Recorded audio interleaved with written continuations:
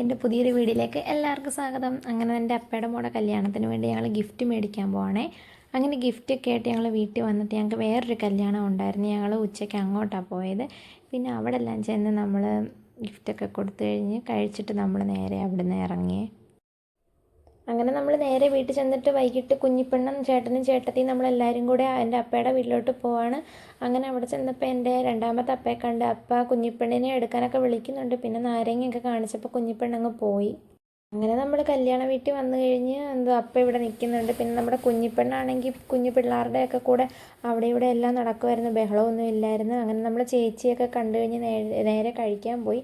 കഴിച്ചെല്ലാം കഴിഞ്ഞ് നമ്മൾ നേരെ വീട്ടിൽ വന്നിട്ട് പിറ്റേ ദിവസം നമ്മൾ കല്യാണത്തിനാണ് പോയത്.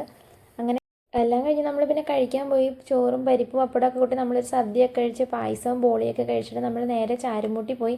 അങ്ങനെ ചേട്ടത്തിക്ക് വയ്യാതിരിക്കുകയായിരുന്നു. നമ്മൾ മെഡിക്കൽ സ്റ്റോറിലൊക്കെ കയറി. പിന്നെ എൻ്റെ അമ്മ വന്നിട്ടുണ്ടായിരുന്നു. അങ്ങനെ ഞങ്ങളെല്ലാവരും കൂടെ വെള്ളമൊക്കെ കുടിച്ചു കഴിഞ്ഞ് നേരെ ഞങ്ങളുടെ വെഡ്ഡിങ് ആനിവേഴ്സറിയുടെ ഗിഫ്റ്റ് അമ്മ മേടിച്ചു തരാമെന്നും പറഞ്ഞ്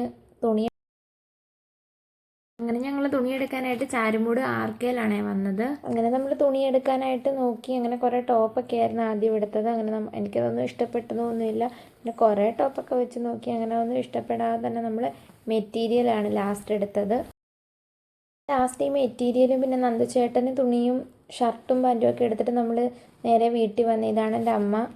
നമ്മൾ തുണിയെല്ലാം എടുത്തിട്ട് നേരെ വീട്ടിലോട്ട് വന്നിരിക്കും. നമുക്ക് വൈകിട്ട് അടുക്കള കാണാൻ പോകണമായിരുന്നു. അപ്പം ഞാനും അമ്മയും ഞങ്ങളുടെ കൂടെ കുഞ്ഞിപ്പെണ്ണും വന്നായിരുന്നു. ഒരു ബഹളവും ഇല്ല, ഞങ്ങളുടെ കൂടെ കുഞ്ഞിപ്പെണ്ണ് അവിടെ വരെ ഇരിക്കുകയൊക്കെ ചെയ്ത്. അങ്ങനെ ഞങ്ങൾ അടുക്കള കാണാനൊക്കെ പോയി. അവിടെ ചെന്ന് എല്ലാവരെയും കണ്ട് കഴിച്ചിട്ടൊക്കെ